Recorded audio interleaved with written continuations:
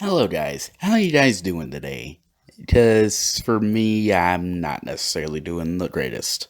If you're asking why, well, it's because I found this review of one of my favorite cartoon specials of all time, Jimmy 2 Power Hour 2, and it's by some guy named KenTheNoun, and let me just say, it was not a very good review. The main reason why it wasn't a good review is because it followed the cartoon reviewing formula of questioning real life logic and nitpicking specific parts of a cartoon for who knows why. So, yeah, let's jump right in. Starts with Jimmy setting up a Friday the 13th dance where Cindy tells him that's a dumb idea. Yet, clearly the school board must have approved it. And that makes it any less dumb how? Just because the school board approved of it, it doesn't necessarily mean everyone approves of it. And the thing can still be a bad idea nonetheless. So it doesn't matter if the higher ups approved of it, it's still a suspicious idea. See that Cindy is a tsundere. And no, I'm not just using Weebish or anime terms for the hell of it. Just listen. It's not like I wanted to ask you to the dance or anything. I mean, how else can I even describe that as? A little girl complaining about a boy rejecting them to the dance? This belongs to the weeaboos. Then we cut to Timmy, who is also setting up a Friday the 13th dance that Crocker says that is a dumb idea. Once again, school board. Hell, considering that Crocker's like one of the only two staff members of the school we ever seen, yeah, I'm pretty sure there's a good chance that you approve this, Crocker. But if Crocker is saying it's a dumb idea and calling out Timmy for it, then why would he approve it? Also, it could be just a case of off-screen staff members approving of it, and it's just Crocker who disagrees with it. But still, it's a dumb idea. Which escalates to the point where they're racing each other on the rocket ships, and Professor Calamitous sees all this because I guess he has cameras absolutely everywhere, including the fucking sky. Well, no crap, it's clearly explained that Calamitous has a neutron detector at his base.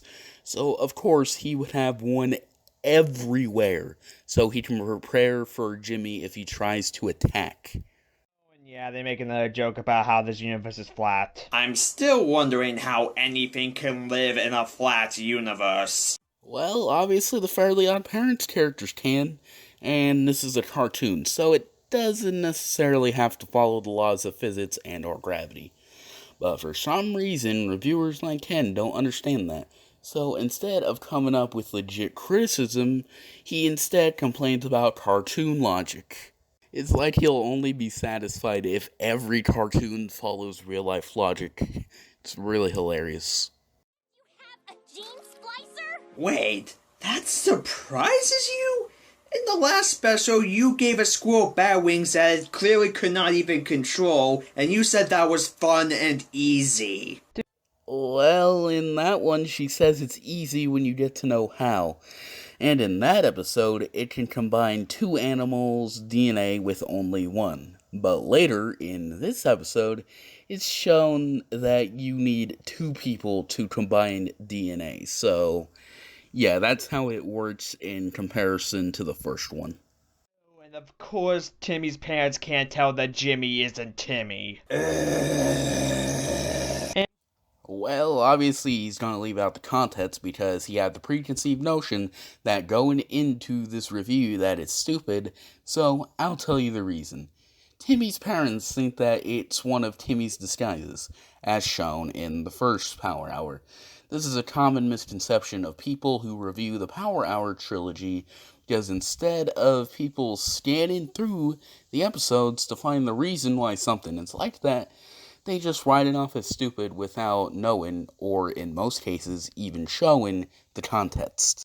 It's similar to the people who complain about people mistaking Sonic for Shadow in SA2, for example. And they force him to clean their toilet with a toothbrush. Okay, between 1, not being able to tell that this isn't their child, 2, making this child clean toilets with a toothbrush, which in most media is presented as a military level punishment. Any viewers who are actually in the military, please tell me if that's bullshit or not. And 3, constantly leaving Timmy with Vicky, who should be in fucking prison with how she treats children, and also Timmy not being believed whenever he tells his parents about the abuse. Does Child Protection Services just not exist in the Very Odd Parents universe? If it does, then they're sure as fuck not doing their jobs. Isn't that a bit serious for a children's cartoon show on Nickelodeon, like Fairly Odd Parents? In referring to the point about Timmy's parents, isn't that kind of the point of them? Where Anti-Cosmo tells them that they plan to fly around the Earth to make it stop rotating so it could be Friday the 13th forever. Okay, correct me if I'm wrong, I did do some minor research, but I don't know. But if you stop the rotation of the Earth, wouldn't that fuck up the gravity and make everything float off into space? Yeah, I'm pretty sure people can't generate bad luck for you if they're all dead. Did he just try to apply physics to a cartoon show? Fuck up the gravity and make everything float off into space? Yeah, I'm pretty sure people can't generate bad luck for you if they're all dead. Applying physics to a cartoon show. That is beyond stupidity. It's dang fiction. It doesn't have to apply the real life laws of gravity. And obviously it doesn't, because the normal humans are perfectly fine. What is this game theory extremist level crap he's trying to pull? Jorgen Calamitous, where the former uses the ladder as a club to try to open the door, even though the anti-fairies left the key in the lock. I can't tell if that's a stupid move on the anti-fairies, if it was just a fuck you and an insult to their intelligence, or just laziness from the writers.